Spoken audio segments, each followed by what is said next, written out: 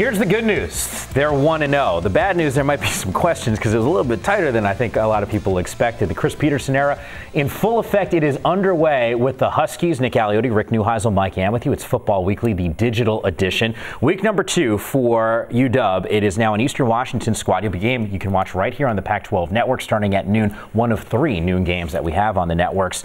How concerned are you with the Huskies after what you saw against Hawaii? Well, I don't think they performed like we thought they would. Certainly, Chris Petersen is world-renowned as a quality head football coach. His record speaks for itself. But UW did not look explosive like we remember them playing a year ago. I think there's going to be some more transition in terms of fitting all the pieces that are currently at UW, the John Rosses, the Jadon Mickens, the Kason Williams, all those guys into the scheme and letting the quarterback blossom. Obviously, Jeff Lindquist struggled at times last week. Siler Miles gets the start this week. I think it'll be comfortably back in their own environments. As you said earlier in our production meeting, going to Hawaii is hard, isn't it, Coach Allen? Very hard, very hard. I want something hard like that every week. It's nice for a bowl game. It's awesome because you have a week. But when it's an in-season game, it's tough to make that trip across. And I think that had a factor in it. Were you surprised, though, that the defense gave up as much running yards as they did? I was. I have to admit I was. But I think they'll fix it. Coach Pete, both Coach Pete's, the defensive coordinator and Coach Petersen, they'll fix that. I think they really will. And you know what?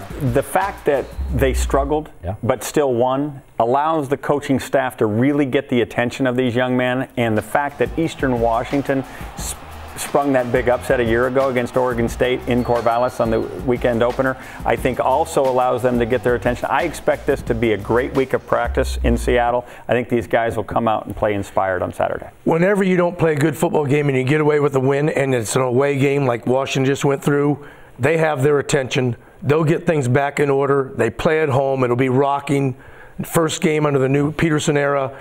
And they know that Eastern Washington is a good football team. A dynamic quarterback. We saw it on display. Vernon Adams against that Oregon State squad. You mentioned Siler Miles and the fact that he's getting the start. Right. You've talked about reps and making sure that your quarterback is ready. This is a guy that Jeff Lindquist was the guy that was getting most of the reps. It was interesting to me that they didn't have to practice this week to name him the starter. So that means that the competition was over. He was their best player. They just couldn't announce it until it was time to. Siler Miles is obviously a dual threat quarterback. He can run, he can throw. It'd be interesting to see how he gets incorporated into the offense because that offense looks sluggish at times.